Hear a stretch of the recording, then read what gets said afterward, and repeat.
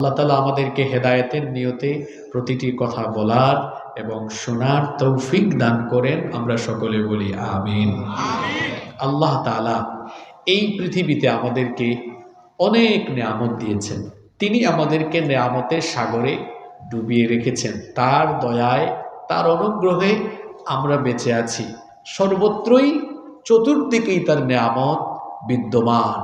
আমরা তার নেয়ামতের মাঝেই বেঁচে আছি। আল্লাহ তাআলা আমাদেরকে যত নেয়ামত দিয়েছেন তার মধ্যে অন্যতম শ্রেষ্ঠ একটি নেয়ামত হচ্ছে সন্তান সন্ততি।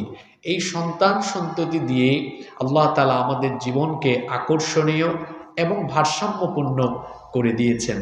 যারা সন্তান পেয়েছেন তারা তো সৌভাগ্যবান। পৃথিবীতে এমন বহু মানুষ আছে বিবাহ শাদী করার পরেও অনেক দিন হয়েছে, বাচ্চা পায় নাই, সন্তান পায় নাই। এরকম মানুষ আছে না নাই?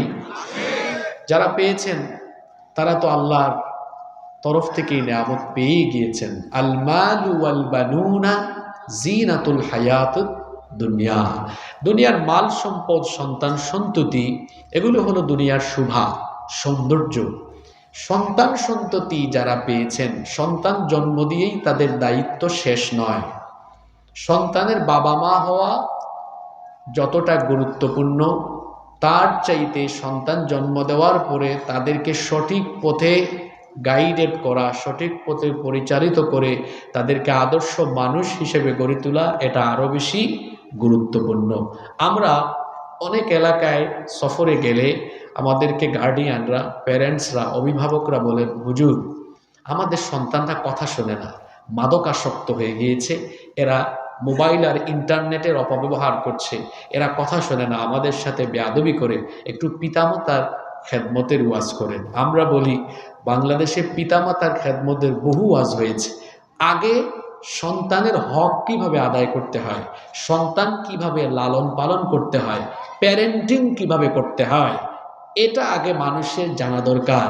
কারণ একটা গাছ রোপণ করার পরে, একটা গাছ লাগানোর পরে কেউ যদি সেটার পরিচর্যা না করে, সেই গাছ কি বেড়ে উঠবে? সেই গাছ থেকে কি ফল পাওয়া যাবে? না, বরং সেই গাছ লাগানোর পরে গাছের গোড়ায় পানি ঢালতে হয়, ক্ষেত্র বিশেষে সেখানে সার বিষ দিতে হয়, এটার দেখাশোনা করতে হয়, পরিচর্যা করতে হয়। যখন গাছ লাগানোর পরে এটার পরিচর্যা হয়, দেখাশোনা হয়, সেই গাছ থেকে তখন ফল পাওয়া যায়। যেমনিভাবে একটা গাছ লাগানোর পরে এটার পরিচর্যা করতে হয়, এটা দেখাশোনা করতে হয়,